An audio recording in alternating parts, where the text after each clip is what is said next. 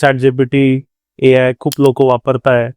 त्यांचे ECG report, CBC report, lipid profile GPT मध्ये upload करतात आणि बघतात की मला काहीच झालेलं नाही. त्यांचा पण एक असा समज असतो की हार्ट अटॅक हा 50 नंतरच होऊ शकतो, मला नाही होऊ शकत. याच्याबद्दल रिअल फॅक्ट काय आहे सर?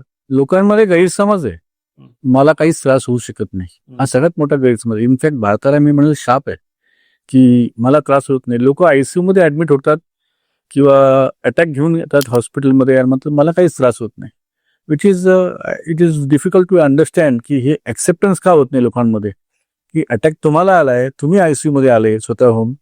डॉक्टर तर तुमच्या घरी गेला नव्हता तुम्हाला बोलवायला की आमच्या ICU मध्ये फिरायला आहे. This acceptance should come unless they accept things की मला होऊ शकतो आजार किंवा मला डायबिटीस आहे. पण लोक काय म्हणतात की नाही मला शुगर नॉर्मल आहे. नॉर्मल शुगरला डायबिटीस नाही म्हणत.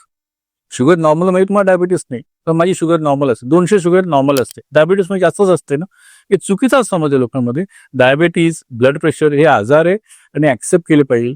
आणि ऍक्सेप्ट जेवढं लवकर तुम्ही ऍक्सेप्ट कराल तेवढं लवकर तुम्हाला कळेल की आपल्याला हार्टचा आजार आहे का नाही, आणि त्याचा आजार असेल त्याची ट्रीटमेंट करता येईल.